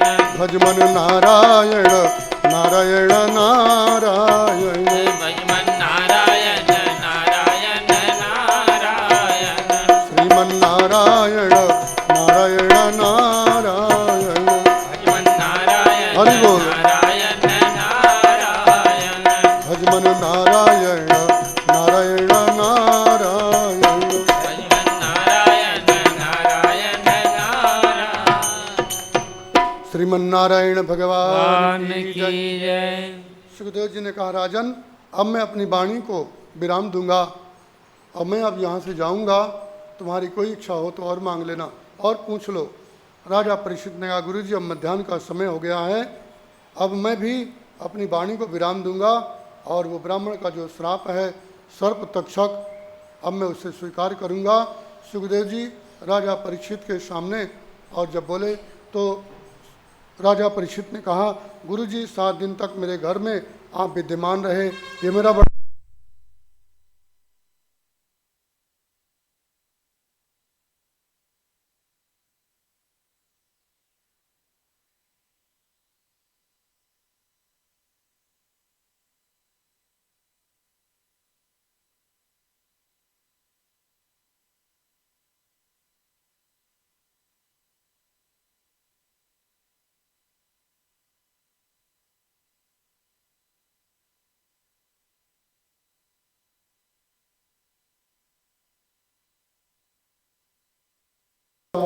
और पूजन किया और सुखदेव जी महाराज ने और वो पूजा स्वीकार कर लिया।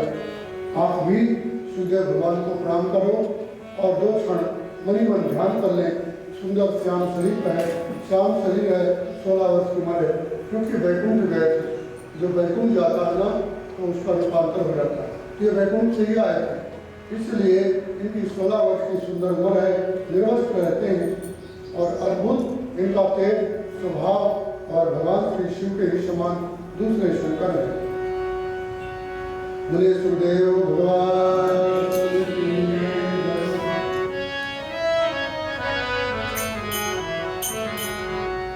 सुखाय ब्रह्म रूपिणे सुखदेव तुम्हारी जय जय हो, गुरुदेव तुम्हारी जय जय हो।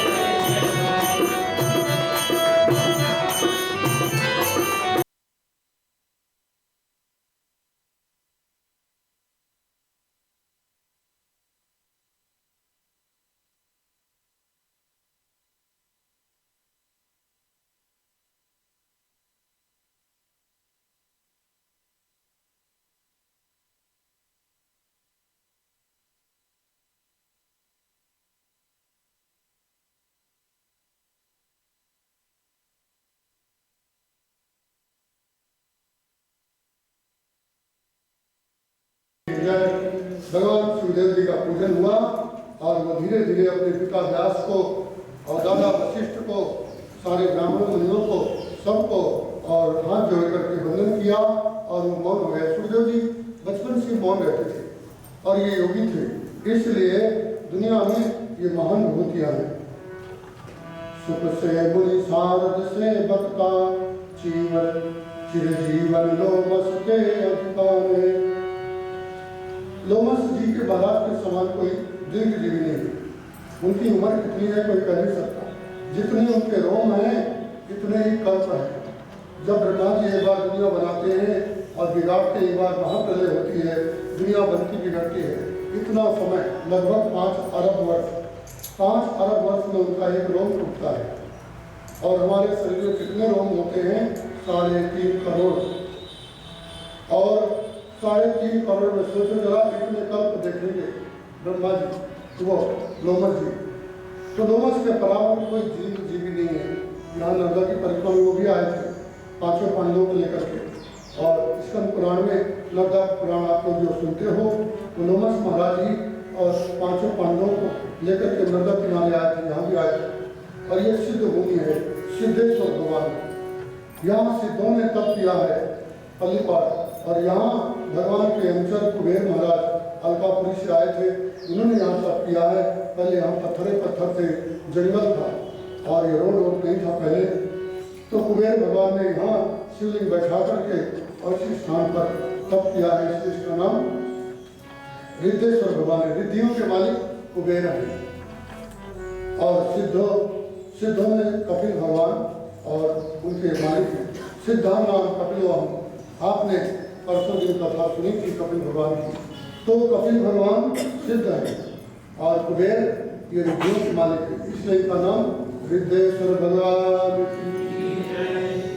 तो सुखदेव जी महाराज और दुनिया में सबसे बड़े मुनि हैं।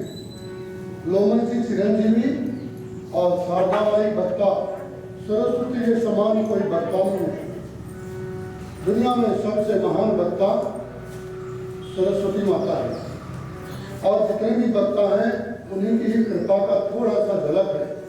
सरस्वती माता जिसको जितनी गाली देती है ना वो उतनी कथा सुना पाता है। सभी लोग और एक जैसी कथा नहीं सुना पाते क्योंकि सरस्वती माता को जानते नहीं। ये शारदाबाई भगवान की वाणी है। मुख मग्नि जीवा सरस्वती ग्रीवायाम तू बृहस्पति। तो ये देवी शारदा से बक्ता, सरस्वती के अनुसार बक्ता कोई है नहीं और ये बक्ता उन्हीं की झलक है। और सुख से मुनि, सुखदेव भगवान के समान दुनिया में कोई मुनि नहीं है। मुनि का अर्थ होता है मनन करने वाला। आजकल के लोग बहुत सारे मुनि रखते हैं और माइक में चिल्लाते हैं और बोले हम मुनि हैं, पैसा रुपया नहीं लेते। कोई मुनि का कोई ज्ञान, मुनि का आचरण सुखदेव से सुने, सुखदेव जी से सीखे। तो ये सुखदेव भगवान राजा परीक्षित से और विदा लिया, मौन हो गए। जो राजा परीक्षित ने चढ़ाया था इनको सुंदर कमंडल, मृगशाला और आसन, वस्त्र, दक्षिणा को वहीं छोड़ दिया, ऋषि मुनियों को बांट दिया। और सुखदेव जी वैसे आए थे निर्वस्त्र दिगंबर कपड़ेहीन और वैसे ही गंगा के किनारे और चले गए और आगे जाकर के अदृश्य हो गए। वो कहाँ गए किसी को नहीं मालूम। बोलो सदगुरुदेव भगवान की जय। राजा परीक्षित ने सब ब्राह्मण ऋषियों को प्रणाम किया और उन्होंने और गंगा में आचमन करके और तुरंत ही और अपने प्राण त्यागने के लिए और बैठ गए। सूत जी कहते हैं सौनक जी उस समय मैं भी वही विद्यमान था। राजा परीक्षित सब ब्राह्मणों के बीच में जब अनशन करके बैठे, उसी समय तक्षक नाम का एक ब्राह्मण आया। वह ब्राह्मण के रूप में था।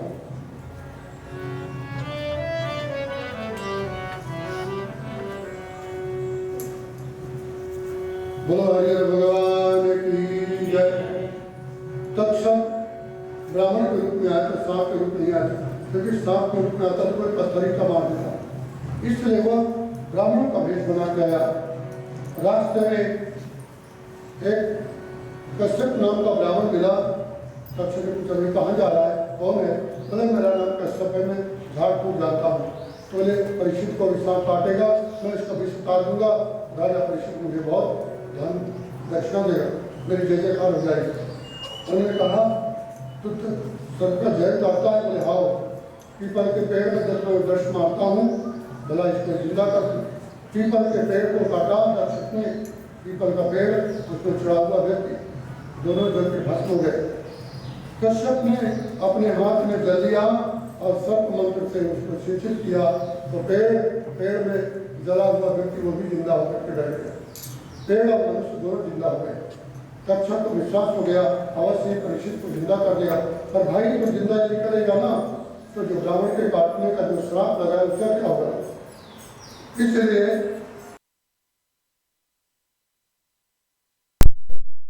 ब्राह्मण ने धन ले लिया, अपनी भर गया और कच्छप ब्राह्मण को खा गया। बोलो हरि भगवान की जय।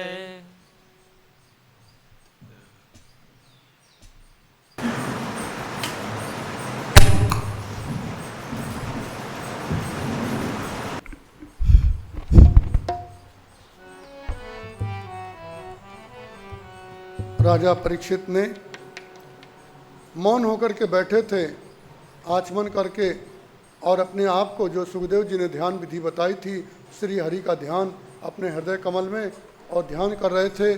उसी समय वो तक्षक ब्राह्मण आया राजा परीक्षित के समीप में और अपना असली रूप बना लिया। राजा की तर्जनी पैर की उंगली में जोर से काटा और राजा परीक्षित का उसी समय शरीर जल करके भस्म हो गया। बोलो हरिहर भगवान की हाहाकार होने लगा। सबने देखा तक्षक नाग बन के और डस करके तुरंत भाग गया, विलीन हो गया। आते समय सब लोग देखा और जाते समय नहीं देखा। उसी समय राजा परीक्षित के पुत्रों ने राजा परीक्षित का शरीर लिया और गंगा किनारे उसका जला हुआ शरीर जहर की अग्नि से झुलसा हुआ और उसको संस्कार कर दिया। सूत जी कहते, मुनियों, मैंने राजा परीक्षित की गति अपने सामने देखी है। सर्प जिसको काटता है और यदि सर्प काटने से मरे तो 3 जन्म तक वो सर्प होता है। राजा परीक्षित को सर्प ने काटा पर 3 जन्म नहीं लिया, वो दिव्य लोक को चले गए, क्योंकि उन्होंने भागवत रूपी दवाई अमृत औषधि पान कर लिया था। आप लोगों ने भी भागवत कथा सुन लिया, अब कहीं भी मरो, कहीं भी जरो, कुछ भी हो, कोई चिंता की बात नहीं है। बोलिए भागवत महारानी की जय। ये श्रीमद् भागवत की और सुंदर कथा है। सूत जी ने कहा है, जो इस कथा को सुनते और सुनाते हैं वो सदा दुनिया से पार होकर के भगवान के लोक को अधिकारी हो जाते हैं। मैंने सुखदेव जी के मुख से और ये मेरे सामने मैंने भागवत सुनी है। इसलिए ऋषियों, आप लोग भी कृपा करके जब तक जीवन है तब तक ये कथा सदा सुनते रहो। पिबतम भागवत रसमालयम, यह रस रूप भागवत सदा ही आप लोग पीते रहो। जब तक शरीर में प्राण है इसे छको मत, पीते रहो। भगवान करे और हमको जब तक जीवन मिला है तब तक ये अमृत पीते रहे। अमृत पीने से कभी मन नहीं भरता, भगवान की ज्ञान की कथा सुनने से भी और कभी मन नहीं भरता। इसलिए पीते रहो, पीते रहो। पिबतम भागवत रसमालयम। बोलिए पुराण पुरुषोत्तम भगवान की जय। अब भगवान श्री सुखदेव जी और व्यास जी, माता सरस्वती, भैया नर्मदा देवी, नर्मदा, रिद्धेश्वर, सिद्धेश्वर आपके हृदय में बैठे हुए मेरे परमात्मा के चरणों में और प्रणाम करता हुआ, और आज ये मंगलमयी ये परमहंस की भागवत की कथा को और यहीं पर विश्राम दिया जाता है। बोलिए पुराण पुरुषोत्तम भगवान की जय। हरिहर भगवान की जय। नर्मदा महारानी की जय। सिद्धेश्वर भगवान की जय। हरिहर भगवान की जय। ओम नमः पार्वती पते हर हर महादेव।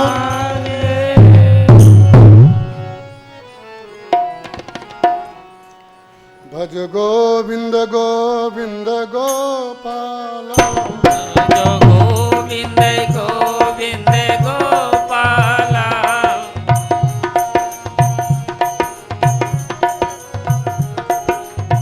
गोविंद गोविंद गोपाला।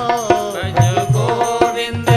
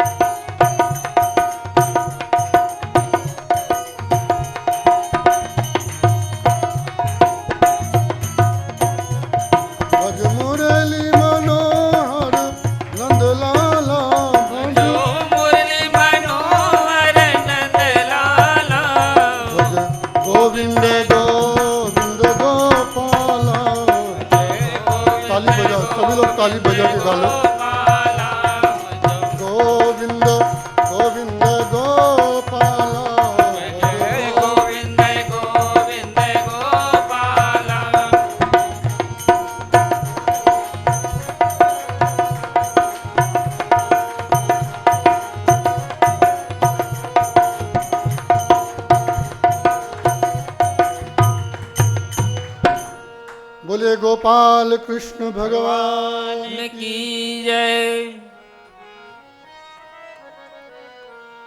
आदौ देवकी देव गर्भ जननम गोपी ग्रहे वर्धनम माया पूतन जीवतापहरणम गोवर्धनो धारणम कंसच्छेदन कौरवादिहननम कुंती सुता पालनम एतत् श्रीमद् भागवत पुराण कथितम मध्ये श्री कृष्ण लीलामृतम। बोलिए राधा कृष्ण भगवान की जय, भागवत महारानी की जय।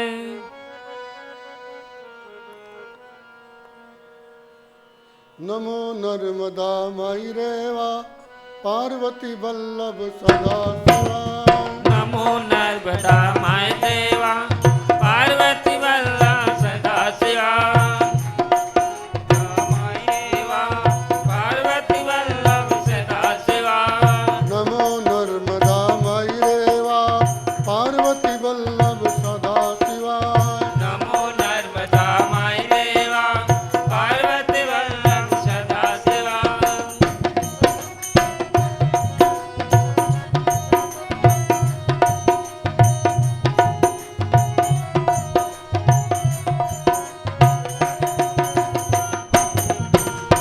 माई रेवा पार्वती वल्लभ सदा शिवा। नमो नर्मदा माय देवा पार्वती वल्लभ सदा शिवा। नमो नर्मदा माई रेवा पार्वती वल्लभ सदा शिवा। नमो नर्मदा माय देवा पार्वती वल्लभ सदा शिवा। पार्वती वल्लभ सदा शिवा गौरी शंकर सदा शिवा। पार्वती वल्लभ सदा शिवा गौरी वल्लभ सदा शिवा। पार्वती वल्लभ सदा शिवा गौरी शंकर सदा शिवा।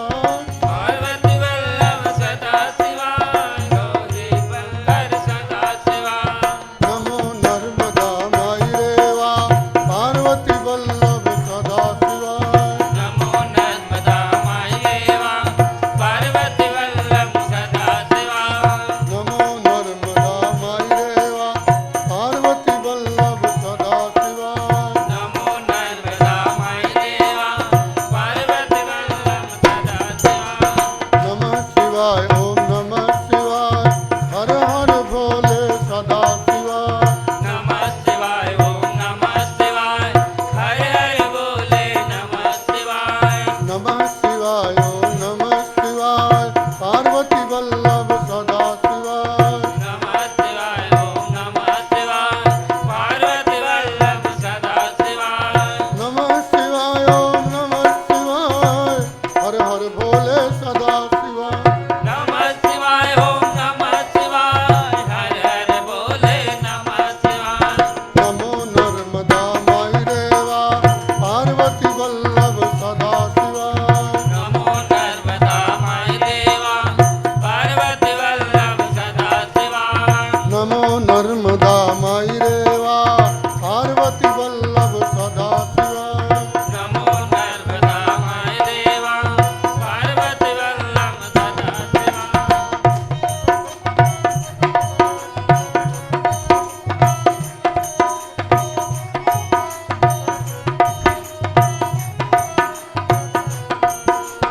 नमो नर्मदा माई रेवा पार्वती वल्लभ सदा शिवाय। नमो नर्मदा माय देवा पार्वती वल्लभ सदा शिवा। नमो नर्मदा माई रेवा पार्वती वल्लभ सदा शिवाय। नमो नर्मदा माय देवा पार्वती वल्लभ सदा शिवा। नमो नर्मदा माई रेवा पार्वती वल्लभ सदा शिवाय। नमो नर्मदा माय देवा पार्वती वल्लभ सदा शिवा। बोलिए नर्मदा मैया की जय। जय। सब लोग जोर से बोलना सिद्धेश्वर सिद्धेश्वर भगवान की जय। पुराण पुरुषोत्तम भगवान की जय। सद्गुरुदेव भगवान की जय। ओम नमः पार्वती पते। हर हर महादेव। अब भगवान की आरती होगी और सभी लोग आ जाएं, आगे आ जाओ।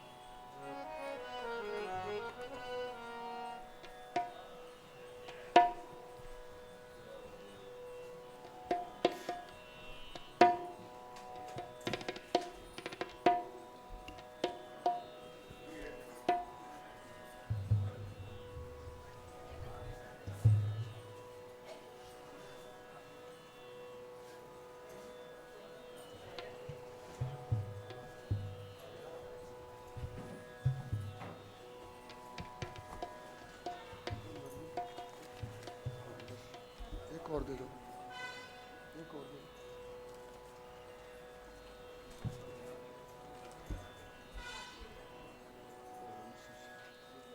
कितनी देर हो गया?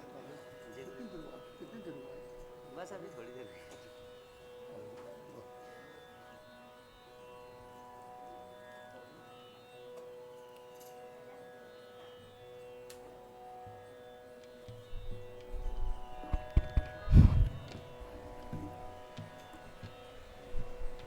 एक माइक जो है, चलो अच्छा बाद में कर देंगे।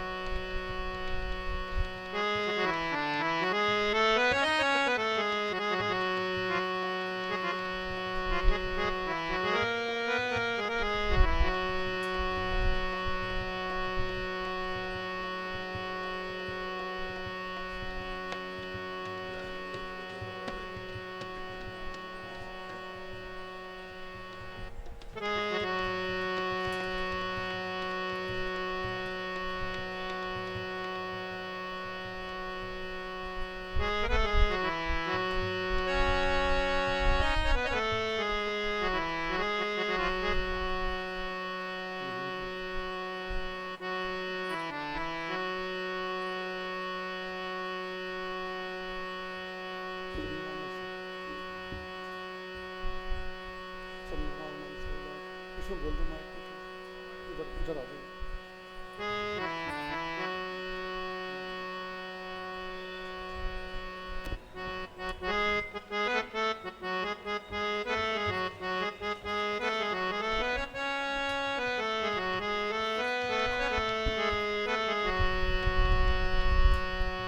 ज्वालामालिन्यै नमः।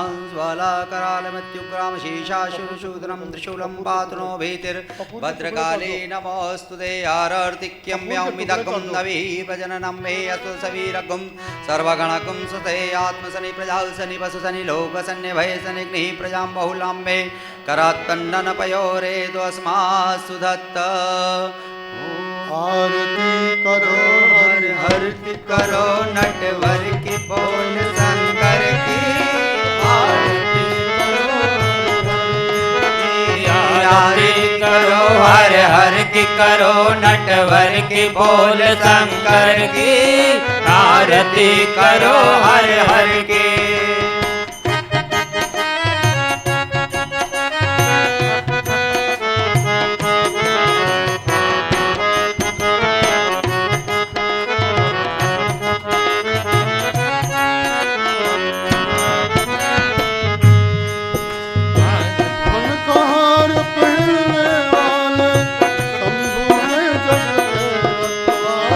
फनकार पहनने वाले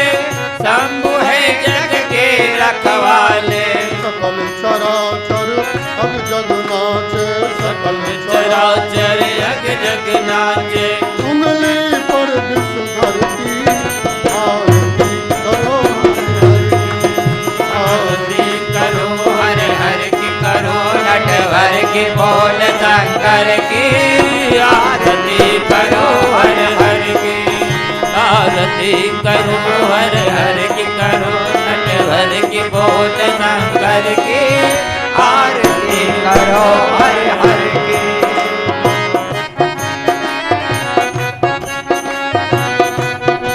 सिर पर शशिकाम मुकुट संवारे तारों की पायल झनकारे सवारे तारों की पायल जनकारे धरती अंबर डोले तांडो धरती अंबर डोले तांडो धरती अंबर डोले तांडो धरती अंबर डोले तांडो लीला से नटवर की आरती करो आरती करो हर हर की करो नटवर की बोल शंकर की आरती करो हर हर की आरती करो हर हर की करो नटवर की बोल शंकर की आरती करो हर हर की महादेव जय जय शिव महादेव जय जय शिव शंकर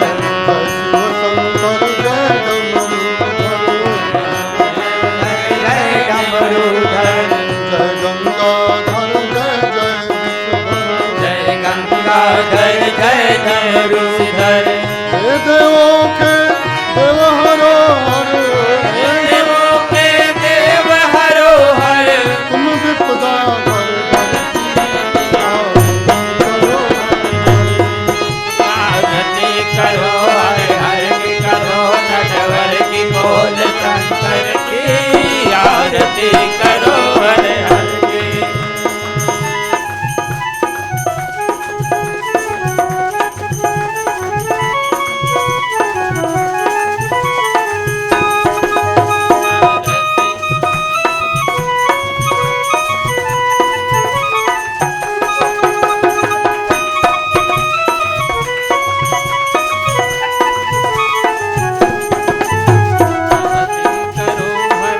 की करो नटवर की बोल शंकर की आरती करो हर हर की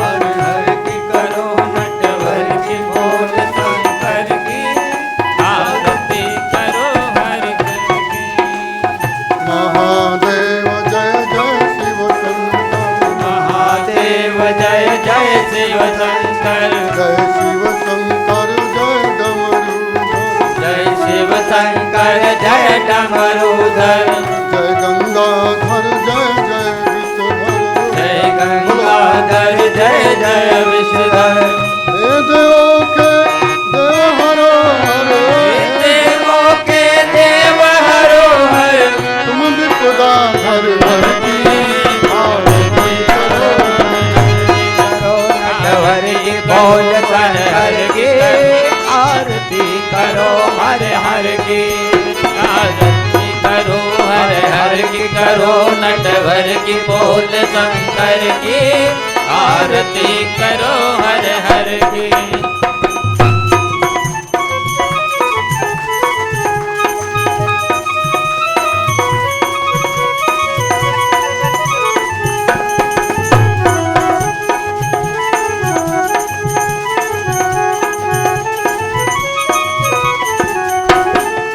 बोलिए हरिहर भगवान की जय पुराण पुरुषोत्तम भगवान की जय भागवत महारानी की जय नर्मदा मैया की जय ओम नमः पार्वती पते हर हर महादेव कर्पूर गौरम करुणावतारम संसारसारं भुजगेन्द्रहारं सदा वसन्तं हृदयारविन्दे भवं भवानी सहितं नमामि वन्दारमालाय कृपालमालां सिद्धशेखराय दिव्यम्बराय च दिगम्बराय नमः शिवाय च नमः कर्पूर